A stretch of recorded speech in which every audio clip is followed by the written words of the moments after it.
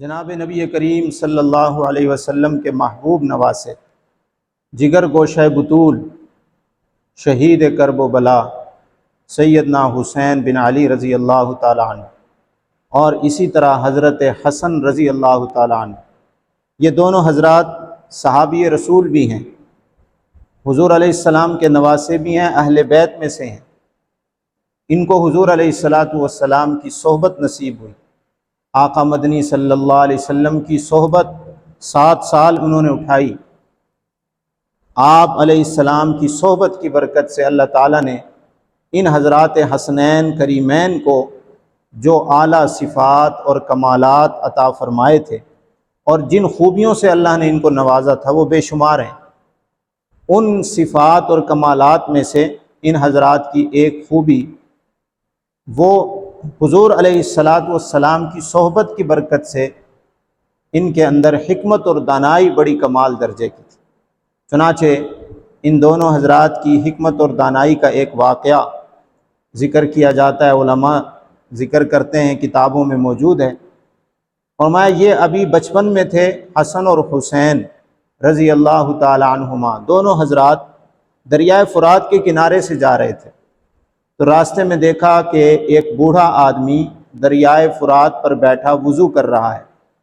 اور اس نے مسنون طریقے کے خلاف جلدی جلدی وضو کیا، سنتیں پوری نہیں کی، وضو کے آداب کی رعایت نہیں کی، جلدی سے وضو کیا اور جلدی جلدی نماز ادا کی۔ تو اب ان دونوں شہزادوں نے، حسنین کریمین نے، جب دیکھا کہ اس بوڑھے آدمی کا، اس مسلمان کا وضو ٹھیک نہیں ہے، تو انہوں نے سوچا کہ اس بیچارے کی اصلاح کی جائے، اس کا وضو ٹھیک کرا دیا جائے۔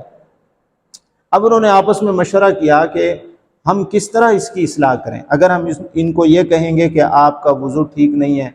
آپ اپنا وضو ٹھیک کریں، آپ نے صحیح طریقے سے وضو نہیں کیا،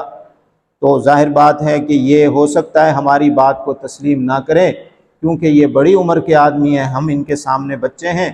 اور فطری سی بات ہے کہ بڑی عمر کا آدمی چھوٹے کی بات کو جلدی قبول نہیں کرتا، تسلیم نہیں کرتا۔ تو انہوں نے مشورہ کیا کہ اب اس کے وضو کی ہم اصلاح کیسے کریں۔ تو اللہ تعالیٰ نے ان کے دل میں ایک صورت ڈالی، حکمت اور دانائی کے ساتھ ان دونوں بھائیوں نے جا کر اس بوڑھے میاں کو یہ کہا کہ بڑے میاں، آپ ہمارے بڑے ہیں، بزرگ ہیں، ہم سے عمر میں بڑے ہیں، ہم آپ کے بچوں کی طرح ہیں، ہم دونوں بھائی، ہمارا وضو میں اختلاف ہے، ایک بھائی کہہ رہا ہے کہ میرا وضو ٹھیک ہے، دوسرا میں کہتا ہوں کہ میرا وضو ٹھیک ہے، تو آپ ذرا ہمارا وضو دیکھ لیں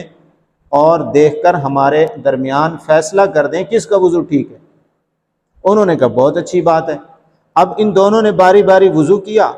دونوں شہزادوں نے وضو کیا، تو دونوں کا وضو ایک جیسا تھا، اس میں کوئی فرق نہیں تھا، اور پورے مسنون طریقے سے اور آداب کے ساتھ وضو کیا۔ جب بڑے میاں نے یہ دیکھا، ان کے وضو کو دیکھ کر ان کے دل میں یہ بات، یہ خیال آ گیا، انہیں بات سمجھ میں آ گئی کہ ان دونوں کا وضو ٹھیک ہے، میرا وضو ٹھیک نہیں تھا۔ تو وہ کہنے لگے، بچوں، تمہارا وضو تو دونوں کا ٹھیک ہے، میرا وضو ٹھیک نہیں۔ تو یوں حکمت اور دانائی کے ساتھ ان حضرات نے، حسنین کریمین نے،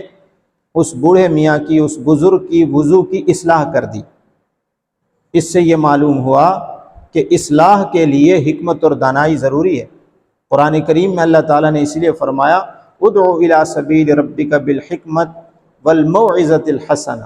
کہ حکمت کے ساتھ دعوت دینی ہے۔ آج ہمیں بھی جوش ہوتا ہے دوسروں کی اصلاح کرنے کا، ہم کسی کے اندر جب غلطی دیکھتے ہیں، کوئی کمی اور کوتاہی دیکھتے ہیں، تو ہمیں جذبہ پیدا ہوتا ہے ہم اس کی اصلاح کریں، لیکن ہمارا عموماً اصلاح کا طریقہ ایسا ہوتا ہے کہ اگلا آدمی ہماری بات کو قبول کرنے کی بجائے وہ غصے میں آتا ہے، وہ ناراض ہوتا ہے، وہ نفرت کرتا ہے۔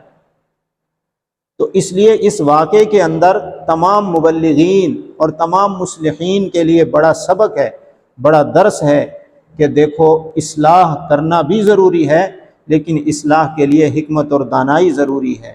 حکمت کے ساتھ، پیار محبت کے ساتھ، دانائی کے ساتھ جب کسی کی اصلاح صحیح نیت کے ساتھ کی جاتی ہے، تو پھر اللہ تعالیٰ اس آدمی کو دوسروں کی اصلاح کا ذریعہ بنا دیتے ہیں۔ اللہ تعالیٰ ہمیں بھی اپنے اصلاحی کاموں میں، اپنے تبلیغی کاموں میں جو ہے حکمت اور دانائی کے ساتھ لوگوں کو دین کی طرف بلانے کی اور ان کی اصلاح کرنے کی۔ اللہ تعالی ہمیں بھی اس بات کی توفیق